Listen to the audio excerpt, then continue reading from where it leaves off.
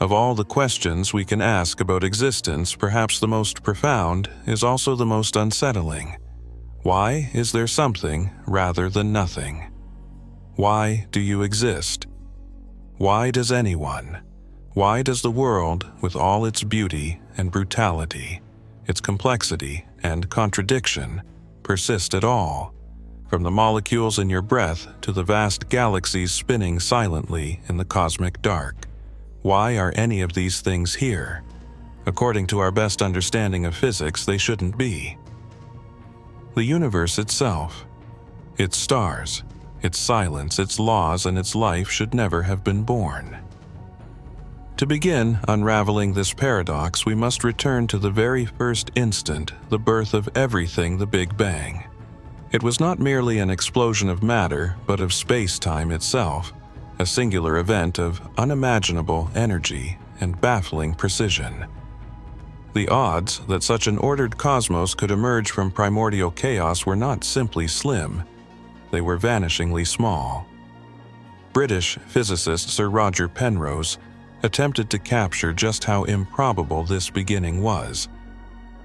His estimate, a number so staggeringly huge it defies intuition, has come to be known as the Penrose number 1 in 10 to the 10 to the 123.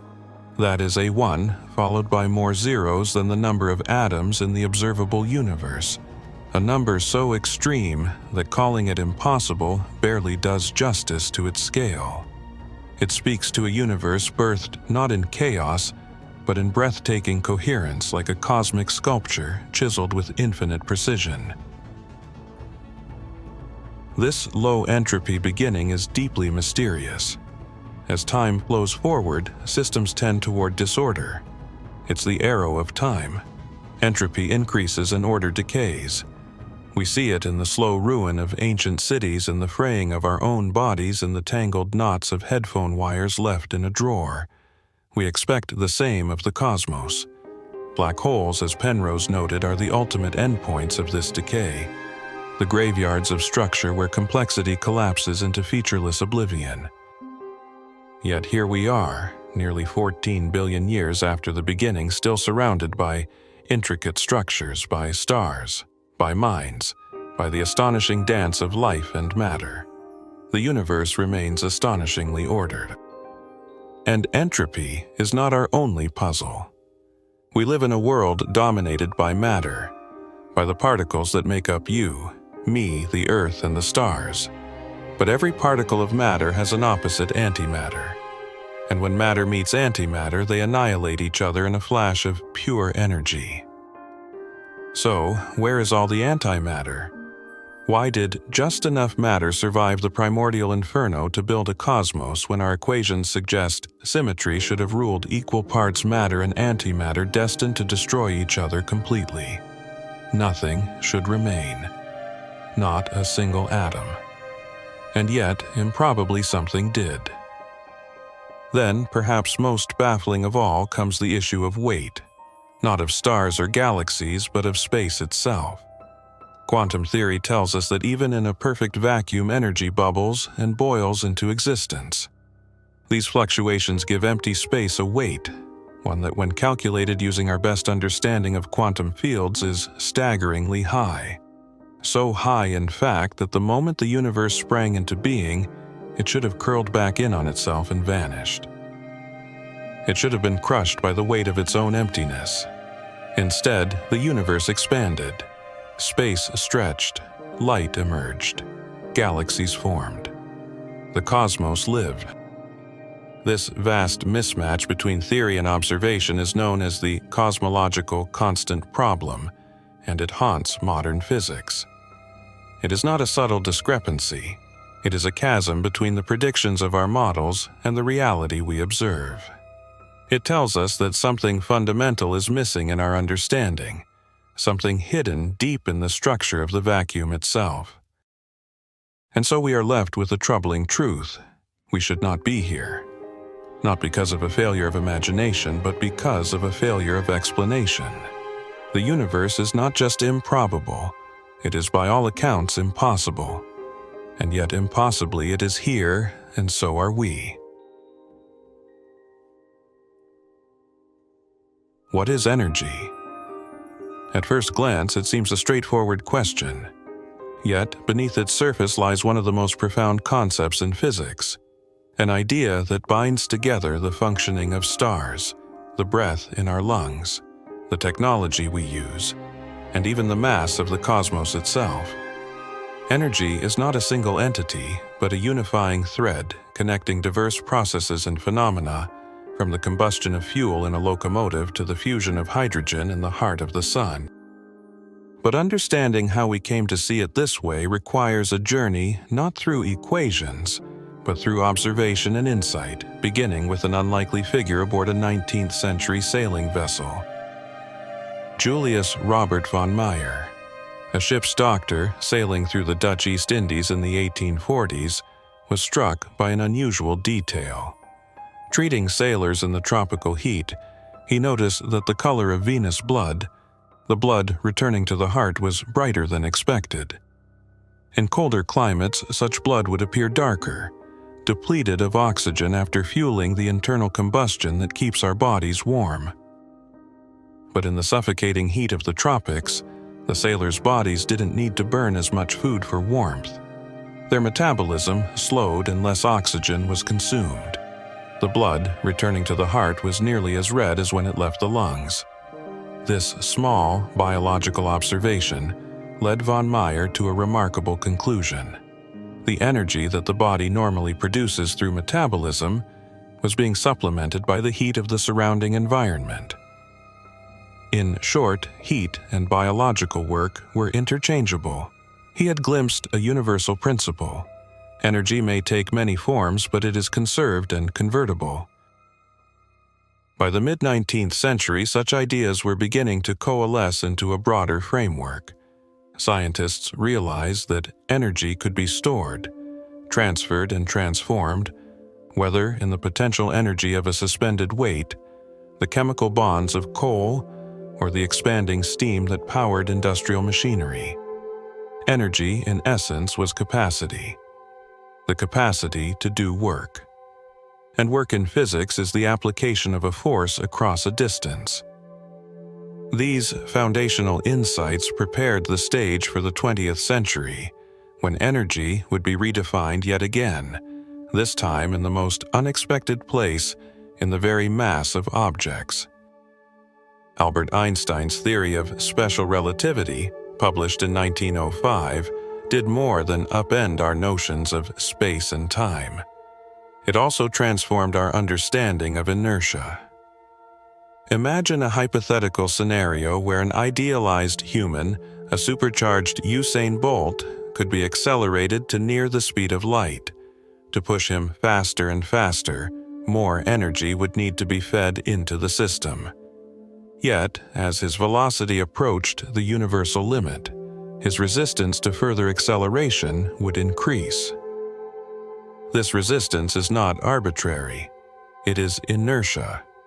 And what Einstein saw was that the energy being added wasn't disappearing. It was manifesting as growing inertia. And inertia is another word for mass. In a moment of sublime clarity, Einstein saw that mass and energy are two expressions of the same fundamental thing. And this insight he captured with his most iconic formula, E equals mc2. The implications of this are profound. It tells us that even at rest, an object contains an immense amount of energy. The c in that equation, the speed of light squared, is a massive multiplier. A modest 9-kilogram object, like a small dog, contains energy equivalent to 200 megatons of TNT. This is not just theory. This mass-to-energy conversion powers nuclear weapons and fusion reactors. In both, mass is transmuted into heat, light, and kinetic energy. And in the cores of stars, including our Sun, this process sustains the very existence of life on Earth. Hydrogen nuclei fuse into helium, releasing energy as they lose tiny amounts of mass. The difference is minute but multiplied across a star's lifetime. It becomes monumental. Einstein's revelation also changed the way we think about gravity. In Newton's formulation, gravity pulled on mass. But Einstein, having unified mass and energy, realized that gravity must pull on energy as well. Light, though massless, is bent by gravity because it carries energy. This is not a metaphor. It is a measurable, observable phenomenon. Light from distant stars is deflected as it passes near massive bodies, an effect confirmed during the solar eclipse of 1919 and now seen routinely in the lensing of galaxies. So when physicists ask how much something weighs, they are not concerned solely with its mass. They are asking about its total energy content. This includes not just the rest mass of the object, but also its kinetic energy, its internal energy, and even the energy contained in the space around it. The universe therefore has a weight, and that weight is determined not only by the visible matter star's gas dust, but also by radiation kinetic motion, and most mysteriously the vacuum itself. This brings us to the heart of modern cosmology. The mass-energy content of the universe is the source of its gravitational behavior, and when we survey the cosmos, we see a surprising pattern. The visible matter accounts for a mere fraction of the total energy budget, roughly 5%. Dark matter, an unseen but gravitationally active substance, accounts for another 25%. The remaining 70% is something stranger still: dark energy, an invisible component permeating empty space and driving the accelerated expansion of the universe. This is where the concept of energy becomes most enigmatic. The vacuum, seemingly empty, is not truly void. Quantum field theory tells us that even in the absence of particles, energy remains. Virtual particles pop in and out of existence, borrowing energy on short timescales in accordance with the uncertainty principle. But this vacuum energy carries weight, and gravity responds to it. The cosmological constant, Einstein's term for the energy density of the vacuum, exerts a repulsive force, causing space itself to expand. When physicists attempt to calculate this vacuum energy using quantum theory, they arrive at a catastrophic number, many orders of magnitude higher than what is observed. The difference between theory and reality is one of the greatest in all of science. This is the cosmological constant problem. The energy of the vacuum should be so immense that the universe would have torn itself apart at birth, and yet it did not. Something is missing in our understanding, some piece of the puzzle not yet found. So, what is energy? It is heat and light motion and mass radiation and gravity. It powers stars and sustains life, and it defines the weight of the universe itself. From the biological insight of a 19th century physician to the relativistic revolutions of the 20th century, our conception of energy has evolved into something profound and mysterious. As we turn our instruments to the skies and attempt to weigh the cosmos, we are not just measuring mass. We are measuring the energy of everything: the visible, the invisible, and perhaps the unknowable.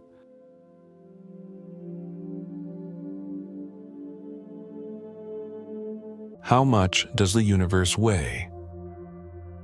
In the 3rd century BCE, in the city of Syracuse, the great mathematician Archimedes turned his mind toward a question that, though deceptively simple in phrasing, demands the loftiest intellectual tools to address how many grains of sand could fit inside the cosmos. In his treatise, known as the Sand Reckoner, Archimedes dismissed the notion that the quantity of sand in the universe was infinite, and instead set out to calculate a number one anchored in tangible, measurable quantities, beginning with the width of a poppy seed and extrapolating to the entire celestial sphere. This endeavor led him to construct an entirely new numerical system, and by estimating the universe to be a sphere centered on the sun and bounded by the fixed stars, he concluded that it would contain no more than 163 grains of sand. The estimate, astonishingly close to modern conceptions of the universe's mass-energy content, was of course a numerical coincidence, since Archimedes was constrained by the astronomical knowledge of his day. Nonetheless, his desire to quantify the cosmos laid conceptual groundwork that resonates even now. Today, we no longer speak in terms of poppy seeds and grains of sand, but in terms of energy mass, space-time curvature, and quantum fields. When cosmologists ask how much the universe weighs, they are not weighing celestial bodies with scales, nor are they tallying particles one by one. Instead, they are evaluating how much total energy exists within the observable universe, and how that energy in all its various forms distorts the fabric of space-time. This, in essence, is the weight of the universe, not a weight in the Newtonian sense, but a measure of the energy content that governs the gravitational dynamics of the cosmos. To estimate such a quantity, one must first delineate what is meant by the universe. More precisely, scientists focus on the observable universe, that portion of the cosmos from which light has had time to reach us since the Big Bang, roughly 138 billion years ago. One might initially suppose that this corresponds to a sphere 138 billion light-years in radius, but that would be an oversimplification. Due to the expansion of space over cosmic time, the most distant galaxies we can observe today are actually around 465 billion light-years away. This defines the radius of our observable universe, making its diameter nearly 93 billion light-years. This sphere encompasses all that we can potentially observe, but not necessarily all that exists. Beyond its horizon may lie further galaxies, further structures, perhaps even regions governed by different laws of physics. We simply do not and cannot know. For our purposes, however, we restrict ourselves to the observable universe, and within that finite yet vast domain, we attempt to sum up the total energy content. We begin with stars. The Sun. An average-sized star has a mass of approximately 2 × 1030 kilograms. The Milky Way galaxy contains an estimated 100 to 400 billion stars, amounting to a stellar mass of about 1042 kilograms. There are at least 200 billion galaxies in the observable universe, each containing roughly 100 billion stars, suggesting the total stellar mass is approximately 2 × 1052 kilograms. This is already an enormous figure, but it accounts only for the luminous material stars and perhaps planets and visible interstellar gas. However, much of the universe's matter is not luminous. A more precise measurement comes from analyzing the effects of matter and energy on the geometry of the universe itself. One of the most powerful tools for doing so is the study of the cosmic microwave background radiation, or CMB, the afterglow of the Big Bang, now cooled to just 27 Kelvin. This ancient radiation carries with it the imprints of the universe's earliest fluctuations in temperature and density fluctuations that seeded the formation of galaxies and large-scale structure. Using data from satellites such as COBE, WMAP, and Planck, cosmologists have measured minute temperature variations in the CMB across the sky, and from the statistical properties of these variations inferred the density and composition of the universe with remarkable precision. From these measurements, we now estimate the total mass energy content of the observable universe to be approximately 15 × 1053 kilograms. This includes not only the visible stars and gas, but also all matter, baryonic and non-baryonic, and radiation. And when we convert this mass into energy using Einstein's famous relation E equals mc2, we find the equivalent of about 135 × 70 joules of energy. It is an incomprehensibly vast reservoir, yet it represents only a small fraction of what the universe actually contains. That is because the visible matter, the atoms that compose stars, planets, and people, accounts for only about 5% of the universe's total energy content. The rest is composed of two enigmatic components: dark matter and dark energy. Dark matter is a form of matter that does not emit, absorb, or reflect light. It interacts gravitationally but not electromagnetically, making it invisible to our instruments. Its existence is inferred from its gravitational effects on the rotation of galaxies, the dynamics of galaxy clusters, and the bending of light from distant sources via gravitational lensing. Dark matter comprises about 27% of the universe's energy budget. Yet, even dark matter is not the dominant component. That distinction belongs to dark energy, an even more mysterious substance that constitutes roughly 68% of the total. Unlike dark matter, which pulls structures together through gravity, dark energy is responsible for the accelerated expansion of the universe. Its effects were first observed in the 1990s through studies of distant Type Ia supernovae, which appeared dimmer than expected, suggesting that the rate of cosmic expansion had increased rather than slowed over time. Dark energy behaves differently from all other forms of matter and radiation. It has an energy density that remains constant as the universe expands. This is deeply counterintuitive. Ordinary matter becomes more dilute as the universe stretches. So does radiation, whose energy per photon also diminishes, but dark energy remains the same per unit volume. This implies that as space expands, new dark energy is created, a bizarre but consistent consequence of general relativity when applied to a vacuum with energy. This vacuum energy, referred to variously as the cosmological constant, the zero-point energy, or the vacuum expectation value, permeates all of space. Quantum field theory tells us that even in a perfect vacuum where no particles exist, quantum fields are never truly at rest. They fluctuate constantly, creating short-lived virtual particles that emerge and vanish in a seething quantum froth. These fluctuations contribute energy to empty space, and that energy gravitates. It bends space-time just like mass does. This vacuum energy, according to quantum theory, should be enormous. So enormous, in fact, that it would have curved the universe into oblivion in a fraction of a second after the Big Bang. This brings us to one of the most profound problems in modern theoretical physics: the cosmological constant problem. The discrepancy between the predicted and observed values of the vacuum energy is not merely large, it is the largest known disagreement between theory and observation in all of science. Quantum field theory predicts a vacuum energy density that is 120 times greater than the observed value. This is a number so large that it defies imagination. It suggests that if the vacuum energy were truly as predicted, the universe would have imploded almost immediately after its creation. No stars, no galaxies, no structure, certainly no life would ever have formed. And yet, here we are. The vacuum. Energy, for reasons no theory currently explains, is small. Astonishingly small, yet non-zero. It is precisely the right magnitude to allow for a universe that grows slowly over billions of years.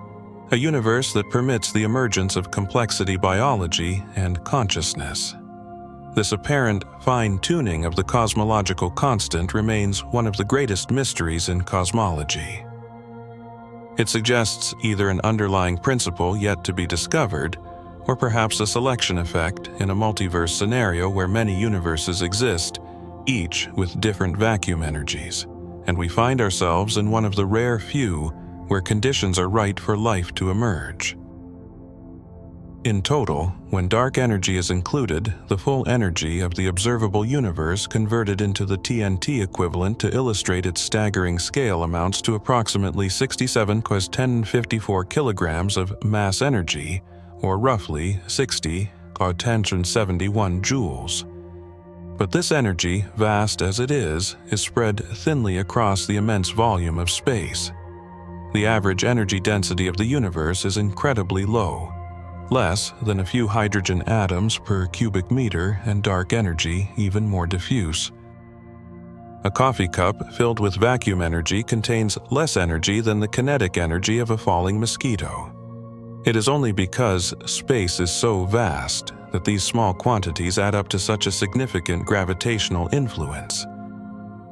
And so, in the final reckoning, our universe is not massive because it is densely packed with material, but because it is so vast. Its weight in the sense of total energy emerges from the product of low density and enormous volume. And within that volume lies not only all the matter and energy we can see, but all the structure that makes up the cosmos, from stars and galaxies to clusters and filaments emerging and evolving under the inexorable influence of gravity. To weigh the universe, then, is not merely to count stars or some particles. It is to measure the full story of cosmic energy in all its forms, to understand how the vacuum itself contributes to the architecture of the cosmos, and to confront the greatest mysteries that theoretical physics has yet to solve. Why does the vacuum weigh so little? Why is the cosmological constant not immense? And what principle of nature carved such an exquisitely balanced universe, one vast enough to grow old, stable enough to form galaxies, and gentle enough to allow us to ask at last just how much it weighs? The nullpunkt's energy. What is the true nature of empty space? Could the vacuum itself, seemingly so inert, so devoid of structure, conceal an energy so immense it challenges the very survival of the universe? To begin unraveling this mystery, we must return to a moment nearly a century ago to the vibrant city of Hamburg, a beacon of intellect and science in post-war Germany. There, in a modest cafe overlooking the tranquil waters of the inner Ulster, two physicists, friends, and colleagues shared a conversation that in hindsight stood at the precipice of one of the greatest cosmological enigmas of our age. Otto Stern, a cultured man with a passion for good wine and better company, leaned in to make his case. He was animated, brandy in hand, eyes bright with conviction. His friend across the table, Wolfgang Pauli, bore a fading black eye, the remnants of a barroom scuffle in Hamburg's raucous St. Pauli district. Though their temperaments diverged, Stern, the affable bon vivant Pauli, the volatile iconoclast, they were united in their pursuit of physics at its most fundamental. That day, they debated a concept now known to us as the vacuum energy, or, in German, the Nullpunktsenergie, the zero-point energy. Stern argued from observation, invoking data from the vapor pressures of neon isotopes. The discrepancy he calculated could not be reconciled without invoking the subtle presence of this ever-present energy, lurking even in the absence of matter. Pauli, characteristically skeptical, countered with a stark warning. If the Nullpunktsenergie truly existed in the quantity that quantum theory implied, it would have profound gravitational consequences. The universe, he claimed, wouldn't extend beyond the distance from Earth to the Moon. It would collapse upon itself under the weight of its own vacuum. This disagreement, passionate, personal, and profound, marked one of the earliest acknowledgments of a paradox that continues to confound physicists to this day. The idea that empty space might contain energy wasn't new. As early as 1911, Max Planck had speculated about zero-point fluctuations, suggesting that even in the absence of all matter and heat, a residual energy might remain. A few years later, Walter Nernst took the bold step of proposing that this energy might pervade all of space, an all-pervasive invisible sea of latent potential.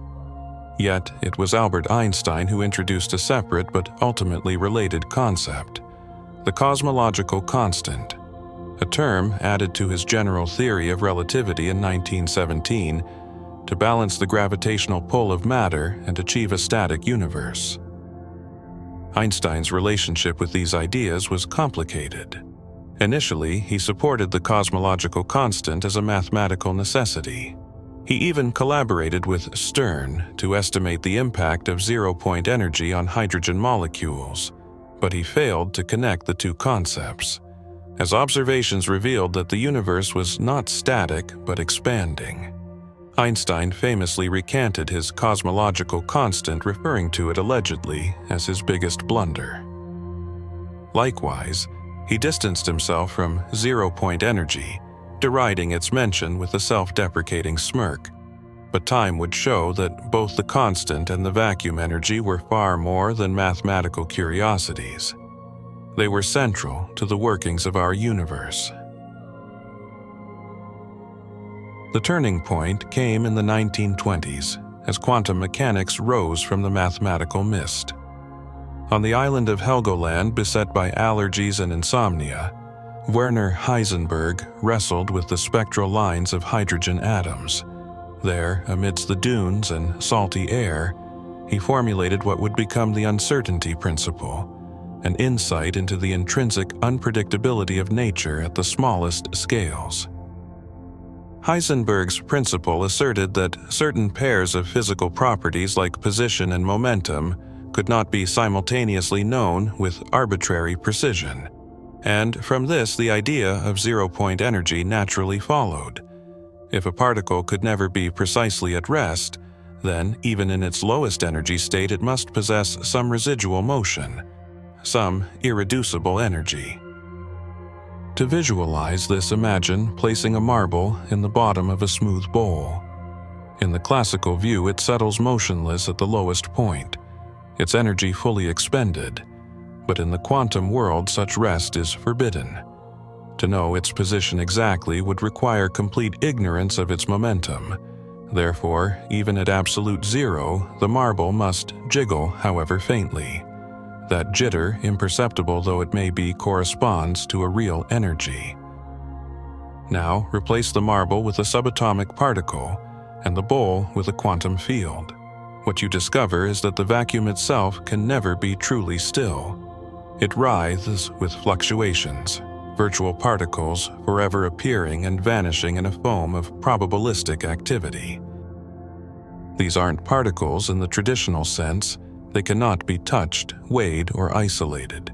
They don't leave direct tracks in detectors, but their effects are real. These vacuum fluctuations give rise to measurable forces. The Casimir effect, discovered by Dutch physicist Hendrik Casimir, is a striking example.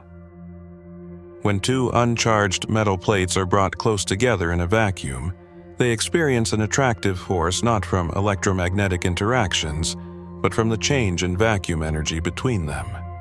This force is real enough to be measured. It even plays a role in the ability of geckos to cling to walls through the subtle van der Waals forces that arise from quantum vacuum effects between molecules. So, if vacuum energy is real, and if it can produce measurable forces, how much of it is there? This is where the problem begins. Physicists like Pauli attempted early estimates by partitioning space into tiny boxes. Imagine dividing a coffee cup of vacuum into infinitesimal regions, each allowed to contain virtual particles with energy limited by the uncertainty principle. Using the best resolution of their time, Pauli and his contemporaries imagined a cutoff scale around a femtometer, the approximate size of a proton. Even at this conservative scale, they found a staggering amount of energy in empty space, enough in a single coffee cup to boil away all the oceans of Earth. Fast forward a century, and we have probed much deeper into the quantum realm.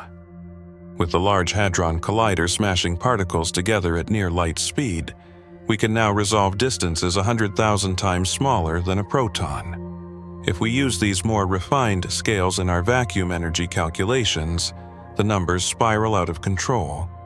The energy density becomes so immense that a coffee cup of empty space could vaporize entire planets, indeed, entire galaxies, again and again.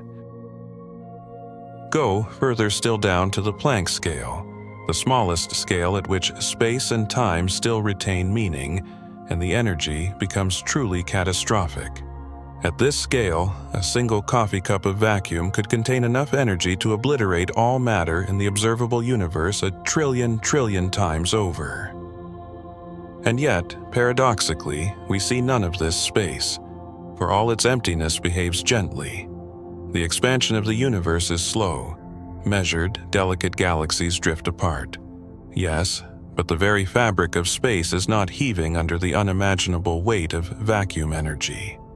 The catastrophic predictions of theory are not reflected in reality. This is the essence of the cosmological constant problem. You see, in general, relativity, gravity, is not a force in the traditional sense. It is geometry. Energy and mass tell space. How to curve and curved space tells matter how to move. All forms of energy contribute to this curvature. Not just matter, but also light radiation and, crucially, vacuum energy. If vacuum energy is indeed as large as quantum field theory predicts, then its gravitational influence should be overwhelming. The curvature it imposes on space-time should be so extreme that the universe would not just collapse, it would never have emerged in the first place. There would have been no stars, no galaxies, no time for atoms to form or life to arise. The cosmos born a super heavyweight would have folded in on itself in an instant. But we are here. The universe exists. The observable cosmos stretches 47 billion light-years in every direction. It is filled with stars, planets, life, and the slow unfolding of time. Somehow, the vacuum energy we measure through observations such as the acceleration of cosmic expansion is not large. It is minuscule. It is 120 orders of magnitude smaller than what theory predicts. That discrepancy, a factor of 10^120, is the largest known between theory and observation in all of physics. It is not a minor oversight. It is a yawning chasm, a crisis. So what might resolve this paradox? Some have speculated that there is a mechanism currently unknown that cancels the vacuum energy almost perfectly, leaving just a tiny residual effect. Others have turned to the anthropic principle, arguing that we observe a small cosmological constant because universes with larger values would collapse too quickly for observers like us to evolve. In this view, the multiverse, a landscape of infinite universes, each with its own physical constants, might explain why we find ourselves in a universe so finely tuned for life. And there are those who suggest that we have misunderstood gravity itself. Perhaps general relativity, elegant though it is, fails to account for the true interaction between quantum energy and space-time curvature. Maybe a new theory, a quantum theory of gravity, will one day reveal a hidden structure that tames the vacuum and explains why its energy doesn't wreak havoc on the cosmos. Until then, the nullpunkt's energy remains a mystery, both tantalizing and terrifying. It whispers to us from the vacuum, hinting at hidden depths, inviting us to reconcile the elegance of quantum mechanics with the curvature of the cosmos. It is the silent architect of the cosmological constant problem, and it is a problem that demands our attention, not merely as a matter of scientific curiosity, but as a profound clue to the architecture of reality itself. In the end, what Polly and Stern debated over their coffee in Hamburg was more than academic. It was a glimpse into the abyss, the recognition that beneath the surface of what we call empty space lies a storm of quantum unrest, a surging sea of possibility whose true weight we still struggle to comprehend. The universe, it seems, is far more fragile and far more finely tuned than we ever dared to imagine. The cosmological constant problem. In the early autumn of 1949, a seemingly innocuous observation from a weather reconnaissance flight would mark a turning point in global history. A filter paper aboard a U.S. weather plane flying its usual route from Japan to Alaska registered an anomalous spike in atmospheric radioactivity. The filter was dispatched to Los Alamos for further analysis. There, the results were decisive. On September 23rd, President Harry Truman publicly confirmed that the Soviet Union had detonated its first atomic bomb. The nuclear arms race had begun. Beneath the shock waves of this geopolitical shift lay another moment of historical significance, perhaps less immediate in its consequence, but far more enduring in its reach. Just south of the explosion site at Semipalatinsk, Kazakhstan, 8 men sheltered in a trench observing the dawn of the Soviet nuclear era. Among them was Yakov Zeldovich, a towering figure in theoretical physics and head of the Soviet Union's nuclear theory division at Arzamas-16. Zeldovich's contributions to his nation's atomic program were immense, and within Soviet scientific circles he was revered. Yet his intellect extended far beyond the confines of weapons development. He was one of the rare physicists who could effortlessly traverse the frontiers of particle physics, general relativity, astrophysics, and cosmology. 2 decades after witnessing that terrifying mushroom cloud, Zeldovich would play a pivotal role in illuminating one of the most profound and unresolved enigmas in modern theoretical physics: the cosmological constant problem. By the late 1960s, the theoretical frameworks of the 20th century had achieved a remarkable level of maturity. Einstein's general theory of relativity had been tested against the precision of astronomical data and emerged victorious. It redefined gravity not as a force, but as the curvature of space-time caused by the presence of energy and momentum. Meanwhile, quantum field theory had become the dominant lens through which physicists viewed the subatomic world, a powerful amalgam of quantum mechanics and special relativity that described particles as excitations of underlying quantum fields. And yet, when Zeldovich brought these 2 towering pillars together, he encountered a contradiction so severe that it threatened the internal consistency of the entire edifice of theoretical physics. Zeldovich recognized that the vacuum of space, far from being a passive void, should be a dynamic and turbulent arena, one populated by incessant fluctuations of quantum fields, spawning virtual particles that blinked into and out of existence at unimaginable frequencies. According to quantum field theory, these ephemeral ripples carry energy, but in Einstein's theory, energy in all its forms curves space-time. Therefore, the vacuum itself should act as a gravitational source. It should bend the very shape of the universe. But if this vacuum energy, the so-called nullpunkts energy or zero-point energy, really existed in the amounts predicted by quantum theory, its gravitational impact would be catastrophic. Zeldovich calculated that the vacuum energy predicted by quantum field theory should curve space-time so violently that the universe would collapse into a singularity before atoms, stars, or galaxies had a chance to form.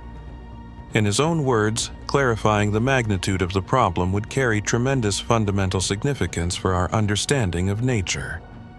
Here was a paradox that placed 2 of physics' most successful theories in direct conflict.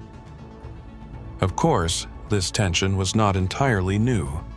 Wolfgang Pauli, decades earlier in the 1920s, had pondered the gravitational consequences of vacuum energy.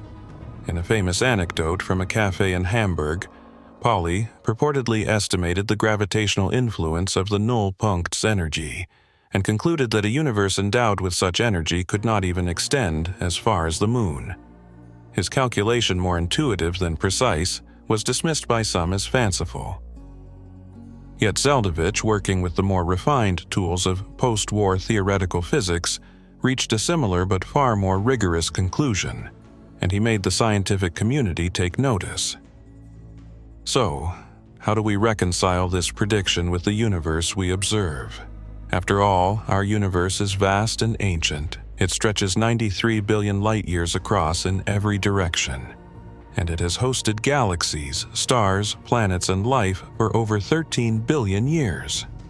If quantum field theory insists that empty space contains an immense, even infinite energy density, why hasn't this energy obliterated the cosmos?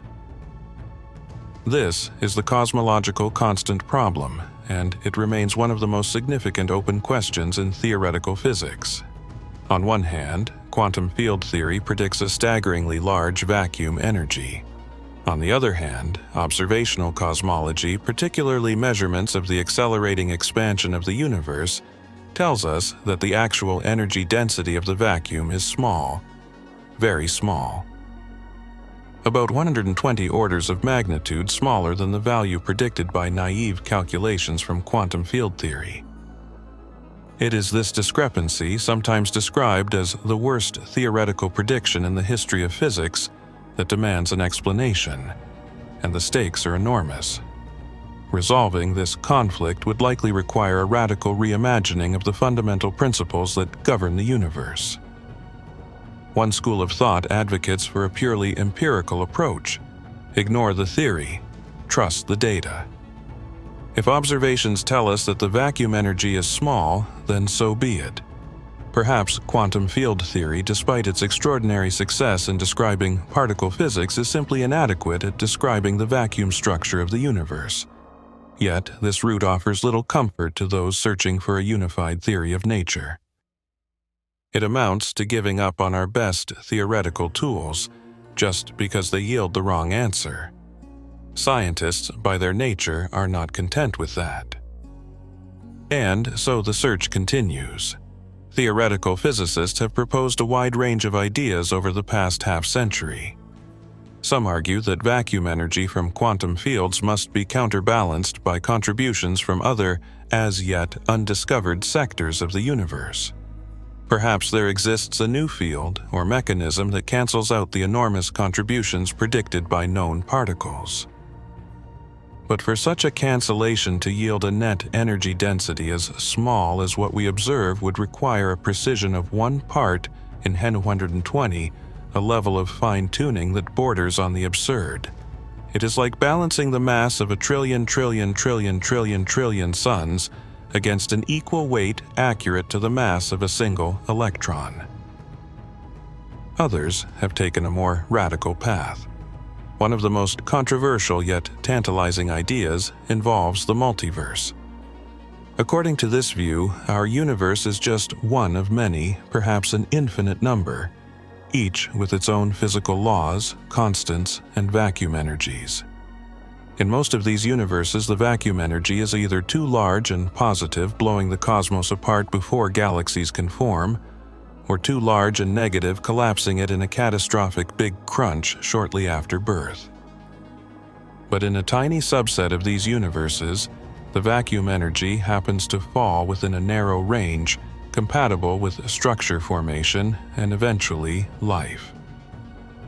This is the anthropic argument. We find ourselves in a universe with a small cosmological constant, not because it had to be that way, but because we couldn't exist in a universe where it wasn't. The vacuum. Energy may well be a random parameter drawn from a vast ensemble of possibilities.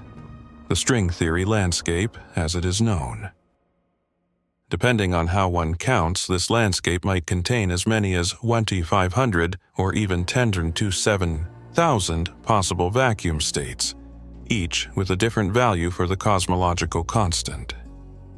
In this picture, the problem is not why the vacuum energy is so small, but rather why it is small enough for us to be here asking the question. This line of reasoning has both defenders and critics. Some physicists, like Nobel laureate Steven Weinberg, have shown that the anthropic approach can make testable predictions. In the late 1990s, Weinberg and his collaborators argued that if dark energy, the observational manifestation of the cosmological constant, constituted less than 60% of the total energy density of the universe, the anthropic explanation would be invalid. But observational data from distant supernovae soon confirmed that dark energy accounts for about 70% of the universe's energy budget, thus passing this predictive hurdle. Still, many theorists are uneasy with anthropic reasoning. They argue that it undermines the predictive power of science.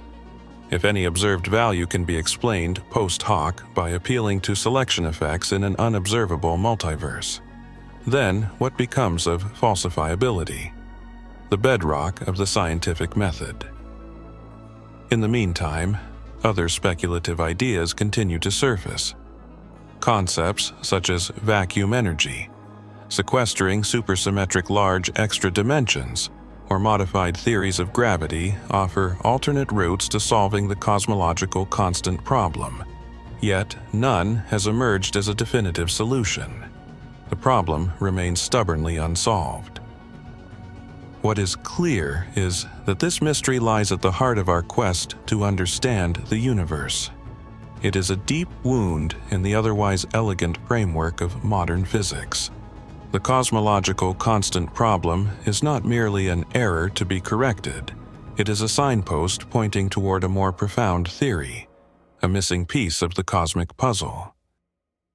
It is deeply ironic that the substance causing us so much confusion is nothing at all empty space, or rather what we once thought was empty. We now know the vacuum is anything but empty. It is a seething, energetic ocean, bubbling with virtual particles and quantum fluctuations, and yet its energy density is almost imperceptible, so small that a coffee cup of vacuum holds less energy than it takes to swat a fly. So small that it has allowed the universe to expand slowly to grow old, to form galaxies, stars, planets, and ultimately life. And so, we return to where we began. We set out to weigh the universe. We measured the masses of stars and galaxies, the halos of invisible dark matter, and the faint glow of the cosmic microwave background. We measured the vacuum itself. And what we found was not a crushing burden, but a delicate balance, a cosmos surprisingly light, improbably gentle, a universe that should not have existed and yet does. And so, the question remains, why is the vacuum energy so small? Why hasn't the universe been destroyed by the weight of its own empty space? What is the true nature of the nullpunk's energy? These are not just questions for physicists. They are questions about existence itself, about why the universe looks the way it does, about why we are here at all.